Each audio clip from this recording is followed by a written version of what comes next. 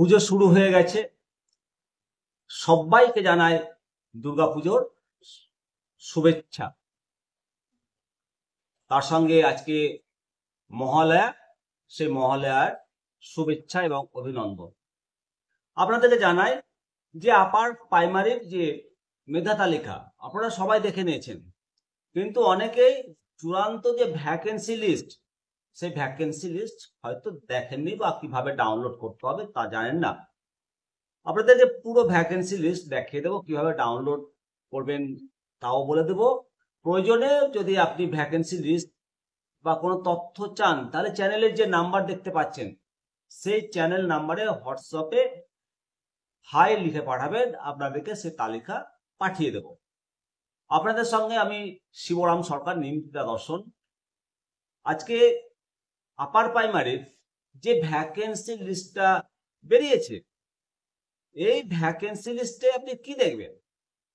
এই ভ্যাকেন্সি লিস্টে আপনাকে প্রথমে বলি, এই ভ্যাকেন্সি লিস্টে বেশ কিছুগুলো বিষয় আছে, যেমন শিক্ষার মাধ্যম, ক্যাটাগরি, এগুলো আপনাকে ঠিকঠাক ভাবে দেখতে হবে।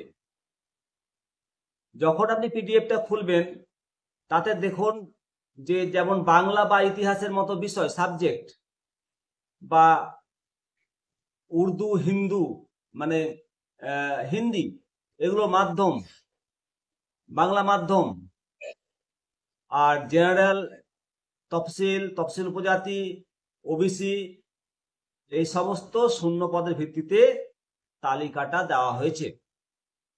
তালিকা আপনারা দেখতে পাচ্ছেন ভিডিওতে। এই তালিকা আপনারা কিভাবে দেখবেন, নিজে বের করবেন?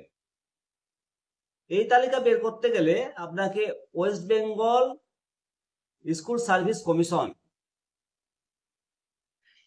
এই মানে কমিশনের যে অফিসিয়াল ওয়েবসাইট আছে তার হোম পেজে যাবেন, West Bengal school service commission লিখুন, তারপরে আপনি ওয়েস্ট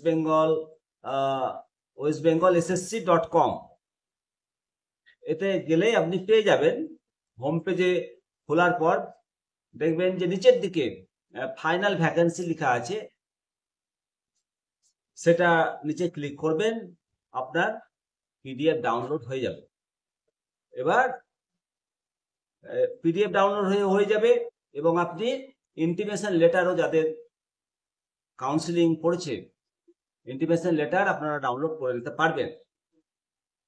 ভ্যাকেন্সি ডাউনলোড করার পর, ইন্টিমেশন ডাউনলোড করার পর কাউন্সিলিং এর দিন আপনি সঠিক টাইমে যাবেন এবং সমস্ত ডকুমেন্ট নিয়ে যাবেন, শিক্ষক সুলভ ভাবে যাবেন। অনেকে হয়তো পুজোর আগে যোগদান করবেন, আবার কেউ পুজোর পরে যোগদান করছেন। প্রত্যেকের চাকরি হবে আপার প্রাইমারি, একজনেরও বাদ যাবে না। কেননা কলকাতা হাইকোর্টের নির্দেশ দিয়েছে এবং সুপ্রিম কোর্ট মান্যতা দিয়েছে। তারপর শিক্ষামন্ত্রী বলেছেন যে শিক্ষা ব্যবস্থার একে একে জটগুলো ছাড়াবো। এই কথার সঙ্গতি মিলেছে এসএসসির চেয়ারম্যান এবং শিক্ষামন্ত্রীর কথার মধ্যে সামঞ্জস্য খুঁজে পাওয়া গেছে। তাই বলি প্রত্যেকটা নিয়োগ হবে, অযথা ঘাবড়াবেন না, আর কোন ট্র্যাপে কারোর প্ররোচনায় পা দিবেন না যে কাছে পোস্টিং করে দেবো বা অনেক কিছু করে দেবো। অনেক রকম আপনারা অনেক মানে ডিঙিয়ে এসছেন, অনেক লড়াই করেছেন, আপনাদের প্রচুর অভিজ্ঞতা রয়েছে। আপনাদের সেই অভিজ্ঞতাকে আমরা সম্মান জানাই এবং আপনাদের যে 8 বছরের লড়াই, এই লড়াইকেও সম্মান জানাই। যারা চাকরিতে যোগদান করবেন তাদের জন্য শুভকামনা রইল প্রচুর প্রচুর। আর আপনাদের আরো আগে এই চাকরিটা পাওয়া উচিত ছিল। 8টা বছর আপনাদের জীবন থেকে চলে গেছে, এটা কেউ এনে দিতে পারবে না। তবে দুর্নীতি যে অভিযোগ পশ্চিমবঙ্গে শিক্ষাক্ষেত্রে, নিয়োগ ক্ষেত্রে, এর সমূলে উৎপাটন দরকার।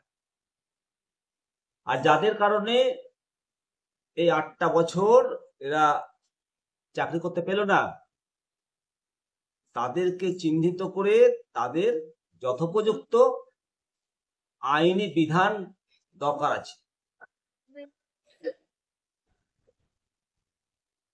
এইভাবে যে 8টা বছর অনেকেরই জীবন থেকে চলে গেল চাকরি কর্মক্ষেত্রে, আবার অনেকে চাকরি পাচ্ছে না। যাই হোক, আশার আলো একটা দেখা গেছে। হাইকোর্টের রায়, সুপ্রিম কোর্টের রায় নিয়োগের পক্ষে। একই সঙ্গে আমাদের শিক্ষামন্ত্রী উনি বলেছেন যে একে একে সব জট ছাড়াবো। এটাই আশার আলো দেখাচ্ছে। শিক্ষাক্ষেত্রে অনেক জট আছে, নিয়োগে অনেক জট আছে, শিক্ষকদের প্রচুর সমস্যা আছে। এই সমস্যাগুলো ছাড়াতে হবে। শিক্ষকদের বিভিন্ন পেশাগত দাবি দেওয়া রয়েছে, বিভিন্ন পেশাগত সুযোগ সুবিধা থেকে বঞ্চিত হচ্ছেন শিক্ষক শিক্ষিকাগণ। এটা সরকারকে মানবিক দৃষ্টিভঙ্গি থেকে ভাবতে হবে। যেহেতু মানবিক সরকার নাকি চলছে, তাহলে শিক্ষকরা কেন হেলথ স্কিমের সুযোগ পাবেন না? কেন শিক্ষকরা সরকারি চিকিৎসার পরিষেবা থেকে বঞ্চিত হবেন?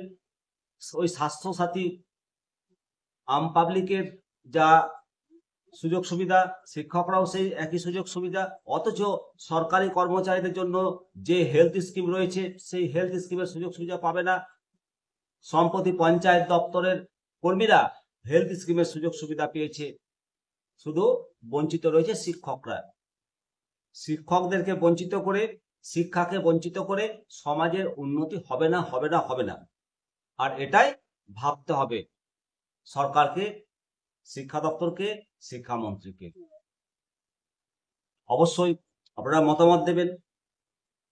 আর প্রত্যেকটা নিয়োগ স্বচ্ছভাবে হোক, বিশেষ করে শিক্ষাক্ষেত্রে, কারণ এখান থেকে শিক্ষা নিয়ে আগামী জীবনে পথ চলা শুরু করে। সবাই করেছে, আমিও করেছি, আগামী প্রজন্মও করবে।